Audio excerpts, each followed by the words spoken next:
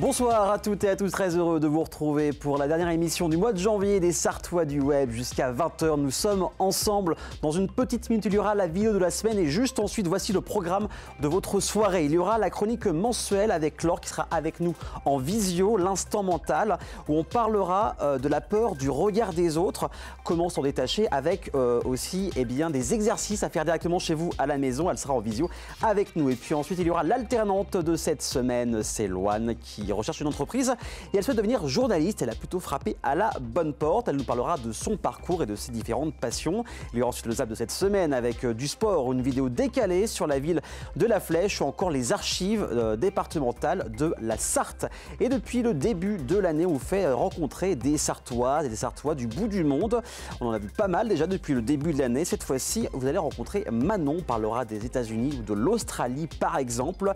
Il y aura ensuite le portrait de la semaine, 2 en 1 avec le groupe Diad qui mélange à la fois la musique classique et la musique électro. Nous sommes allés les voir au bar du Pilier Rouge où ils joueront le vendredi 7 février. Et on finira sur le tour d'une chronique, c'est la brigade du web avec une nouvelle venue, c'est Clara qui parlera de boutiques, d'initiatives sartoises, locales, mais aussi d'associations comme AcroSart et les citrons givrés. Mais d'abord, juste avant de parler de tout ça, place à la vidéo de cette semaine. On trouve des vidéos assez particulières sur TikTok où des personnes se posent des questions dont on ignorait. C'est qui s'occupe des pneus pendant les 24 heures du Mans. On a trouvé ça sur TikTok. C'est maintenant, découvrons, on revient après. Et on se retrouve ici sur le stand Michelin aux 24 heures du Mans. Il faut savoir que pendant la course, c'est Michelin ou Goodyear qui gèrent tous les pneus pour toutes les écuries.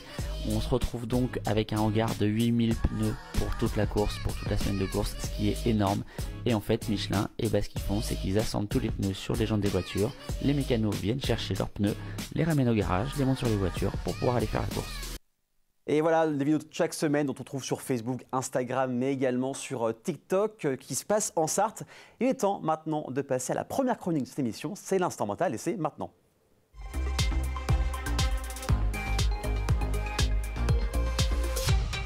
Alors, durant quelques mois, Laure ne sera pas avec nous en plateau, mais elle sera directement de chez elle en visio. Elle reviendra prochainement. Salut Laure, comment ça va?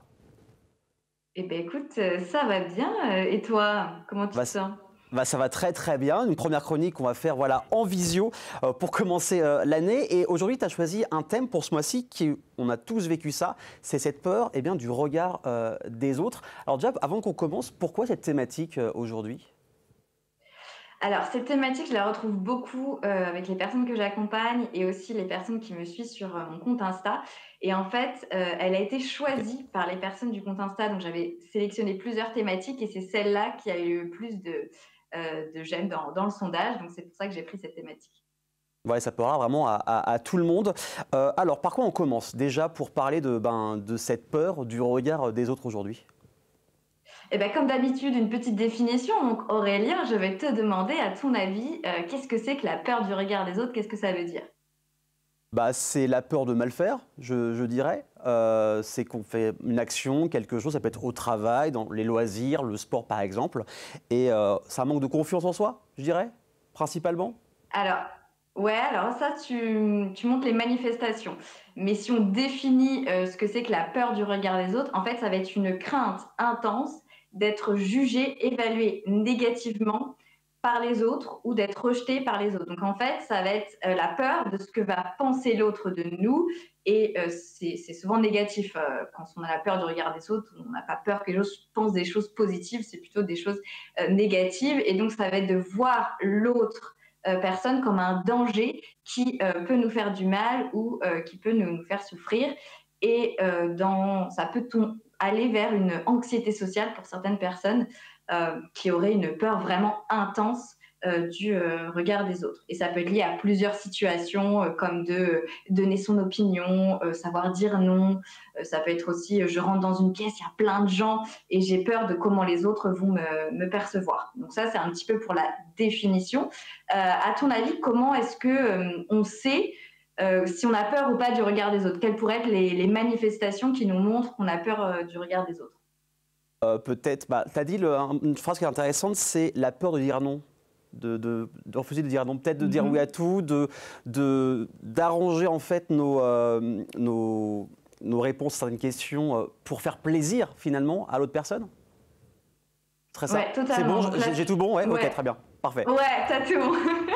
Là, tu évoques la dimension comportementale, une manifestation comportementale. Donc là, pour les personnes qui nous regardent, prenez note pour voir si vous correspondez ou pas aux choses que je vais un petit peu décrire. Alors, c'est pas exhaustif, hein, mais c'est pour que vous compreniez un petit peu mieux comment ça se manifeste. Donc, Ok, sur la dimension comportement, là, ce que tu évoques, ce serait plutôt des comportements de soumission, c'est-à-dire qu'on va plutôt pour plaire aux autres, dire oui, avoir du mal à dire non, faire des choses qui nous correspondent pas vraiment, mais pour être bien vu, on va dire oui.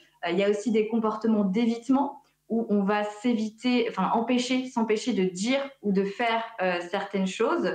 Ça peut être aussi des comportements qu'on appelle de la suradaptation, où on va en fait vouloir un petit peu ressembler ou être comme les autres pour pouvoir leur plaire.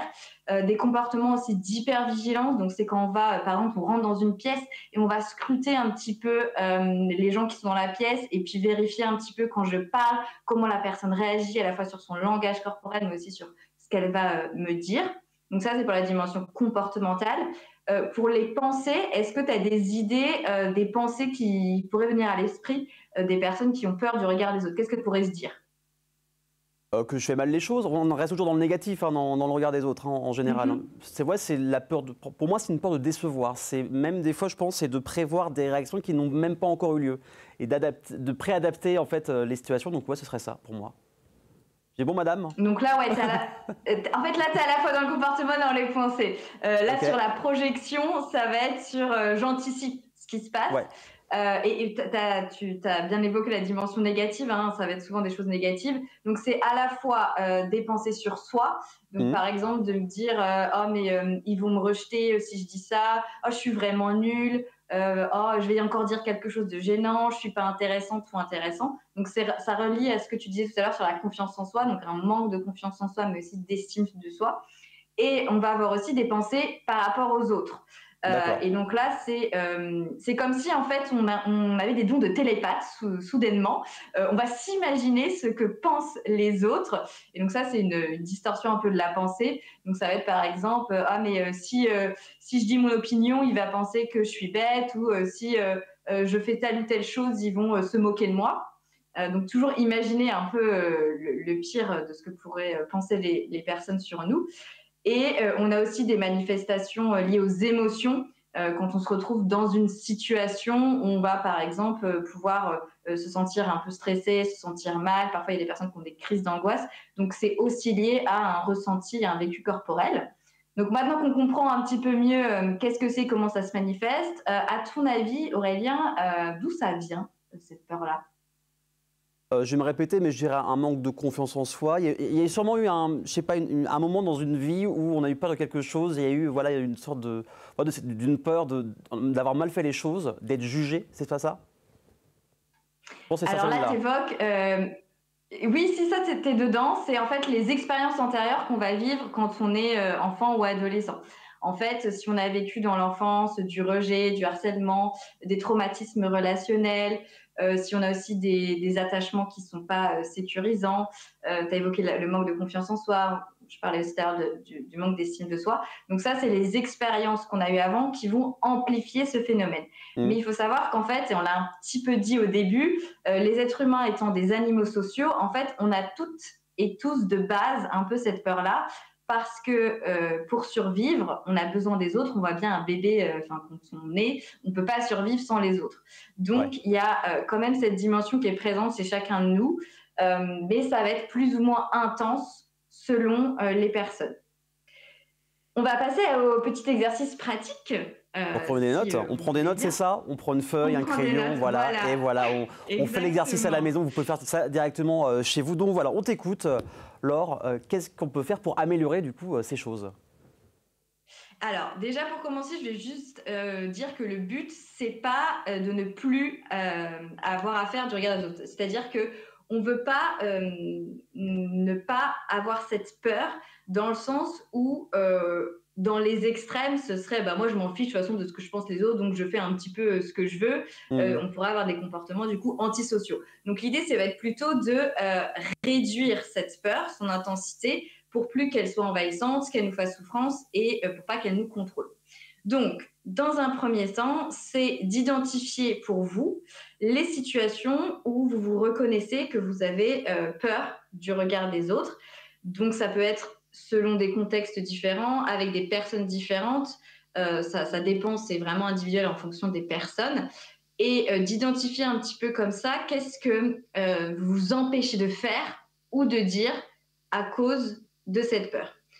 Une fois que vous avez identifié ça, donc ça part par l'auto-observation, hein, ça va être de commencer petit à petit à s'exposer, c'est-à-dire qu'on va faire et dire des choses qu'on n'ose pas faire.